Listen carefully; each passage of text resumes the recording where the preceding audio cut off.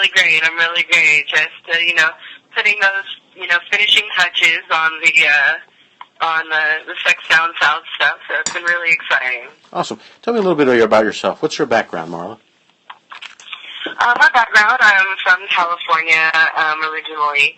I got my BA in psychology, and I minored in human sexuality and LGBT studies. And I came to Georgia in 2004 for grad school, where I received my master's in sociology with an emphasis on gender and sexuality. Formed my own company called Velvet Lips, which is a sex-positive sexuality education company here in Atlanta that does hands-on workshops, everything from communication techniques to, how to understand your partner and how to, gain more sexual confidence. So I, have done, spoke at, many universities here in Atlanta, and I also have conducted workshops, and then now, currently, I am a lecturer at Clayton State University. Oh, awesome. Hello? Did we lose you? Hello? I think we lost her. Hello? Oh, I can hear you. Can you hear me now? Yeah, I can hear you. Okay. You can hear me? I lost you for a second there. It seems like we got lost and everything. Okay. So tell me about this conference. What is this conference about? The conference is basically sort of what I do with Velvet Lips, except for on a bigger, broader scale. So the conference really is about exploring your sexuality, learning new things about your sexuality. Some of them are going to be hands-on workshops. Some of them are just going to be, we have the Sex X ATL talks, which is basically modeled after the TED Talks. And we also have night events. So we wanted this conference just to really be interactive, and we wanted people to learn, and we wanted to have some fun. So all while, celebrating with a bunch of different kinds of sex-positive people. What someone asked here, one of the viewers on Periscope, what is the perspective, or what is the feeling about asexuality and also bisexuality? Is that something that's common? Is that something that's not very often discussed? Why is that such a questionable way of life? Well, asexuality. And that's why someone named the Aiden Voyage, he asked that. What did you say? His handle is the Aiden Voyage. That's the guy who asked. Oh, okay. Well, with asexuality, I think a lot of people get asexuality misconstrued because they, think it's people who are just not intimate or romantic in any way. Mm-hmm. But with asexuality, folks who are asexual tend to have romantic and intimate interests. They're just not interested, usually, in sex. Mm-hmm. And so, it's a very valid lifestyle. Yes, we do have a workshop on asexuality. We have one workshop on asexuality. So is it a taboo? I guess so, because, we lived in a sexually repressed culture. At the same time, we're expected to have sex, right? So I think, asexual is definitely a marginalized group that doesn't get as much action. Mm-hmm. And then at the same time, it does sort of, not necessarily breed loneliness, but I think sometimes there's a lack of camaraderie because that community it's very much an online community, I think, more than a in-person community. Mm-hmm. And so I think that might affect folks who are asexual with regards to how their feelings can be, misconstrued and whatnot. Go ahead. Go ahead. Oh, so with bisexuality, I think bisexuality, is just sort of being more and more accepted, and I think the fact that we are open to, our society in general is being more open to folks who are gender nonconforming or transgender folks that bisexuality is not necessarily like it's outdated, but I think the span of what bisexual mean has definitely expanded over time. I would say, over the past 10 years or so.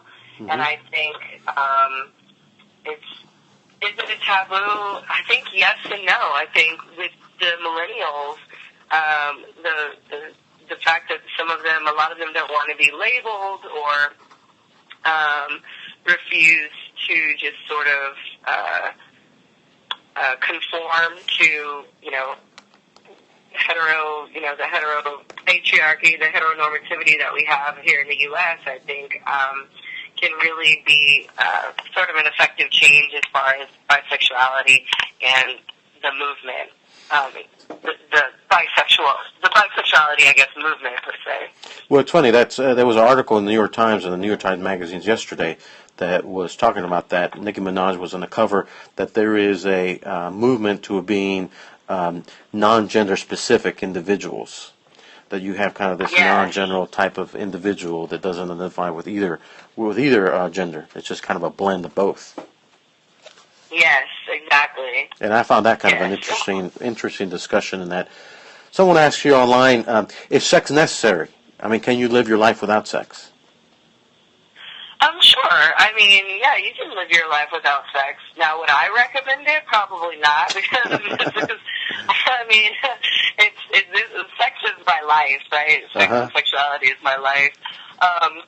But I really, truly believe in the not only the spiritual effects of sexuality, but just thriving off of the sexual energy. And it's not necessarily that you have to have sex in order to gain that sexual energy, but I think it does help with the biological components of pheromones and things like that. So the dopamine rushes, serotonin. So it's kind of, I think there's definitely benefits, of course, to having sex. Could you live your life? Yeah, of course you could. Would I recommend it? Definitely not. There was something I saw, something that kind of caught my eye is at your events that you've hosted in the past, and I think you're going to have at this conference too, these cuddle parties. What is a cuddle party? So a cuddle party is basically where you get together with people, and usually they're, strangers and whatnot. It could be friends, but most of the time people go to cuddle parties just to be cuddled, just what it sounds like. So you go there. We actually hosted a cuddle party for one of our fundraisers, and we just laid down with people. We, hugged, and,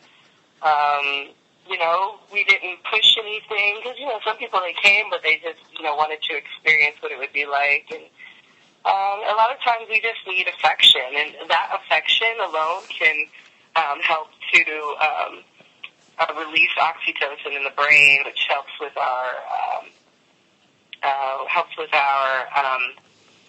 well-being and our emotional well-being with one another. So I think, cuddle parties can definitely be advantageous, but it's literally what it sounds like. A whole bunch of people getting together, hugging, and just sort of cuddling. Especially the millennials at today's age, where they're so socially interconnected, but they don't have physical connection. How do you bridge that gap? Ooh, that's a really hard one, honestly, because we did not really have any millennials at the cuddle party. So I'm not really sure how I would necessarily bridge that gap, especially since they are very, technologically inclined. Because you have all these applications like Tinder and Grindr and whatever, and people can get together, but there's a certain sense of, intimacy that's lost. And someone asked here, is sexual intercourse necessary in expressing your sexuality? No, I definitely don't think sexual intercourse is necessary when expressing your sexuality. There's many folks who are just sexy on their own right? They don't necessarily have to have sexual intercourse, and I think just everybody has that ability to embrace their own sexiness and be sexually confident without necessarily having sex. So I think it's definitely possible. How do you embrace your own sexiness when media, when pop culture puts out these images of what the ideal, Nicki Minaj and these photographs of these people that are the ideals? How do you embrace your own sexiness? That's a really great question. I would say I personally embrace my own sexiness by emphasizing the positive qualities that I have. So what makes me feel sexy is, the things that I wear, or having intelligent conversations with people. Really thinking about all the positive characteristics of myself. That is how I embrace my sexiness. And pop culture can definitely have an influence on you. I mean, a whole bunch of us now, are, trying to work out and trying to have the best bodies and this and that. And it really can take a toll on you. At the same time, I think if you understand that this is media and it's not, yes, some people look like this, but not all people look like this. And just sort of embracing the thought of, hey, I'm beautiful the way that I am. These are the things that make me beautiful, and this is why you should think that I'm beautiful. So that's how I personally approach it. Someone just asked, one of the demographic changes is that we have right now the fastest growing population is people over 80. Is sexuality getting redefined as people get older?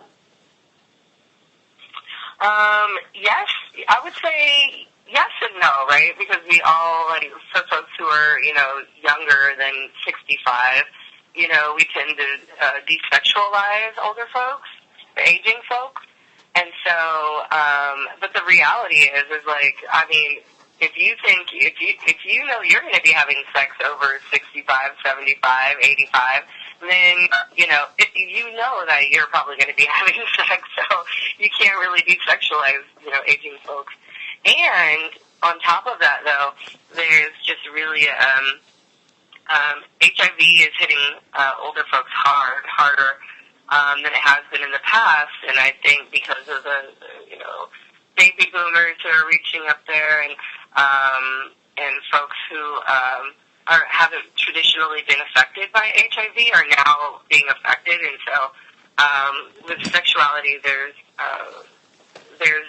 a need for aging folks to also use protection and use harm reduction methods when having sex.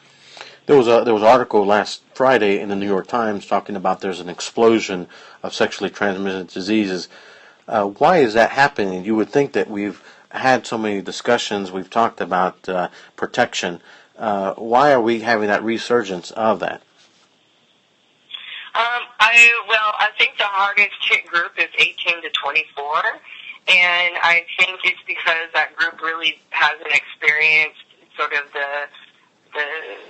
the impact of HIV in the 80s and 90s, and I think being separate, not really seeing how it affected people, has really. It's like if you're not really exposed to something, you kind of just don't really know that it exists, And so I think also people are having trouble communicating with one another, and really sort of expressing their boundaries and what they want and don't want. There's also issues of power, women who feel like they lack a voice, when trying to initiate, condoms with men. And so I think that that also plays a really big part in how and just the shaping of sexuality and STDs right now. I know Atlanta, we are like number one in syphilis right now, and generally when people get diagnosed with an STD, it's usually like a cocktail, I say. It's usually like gonorrhea, chlamydia, syphilis, like all at the same time. Now, a question here, one of our online viewers, Kenny Casanova, he's been married 7 years, and he doesn't get any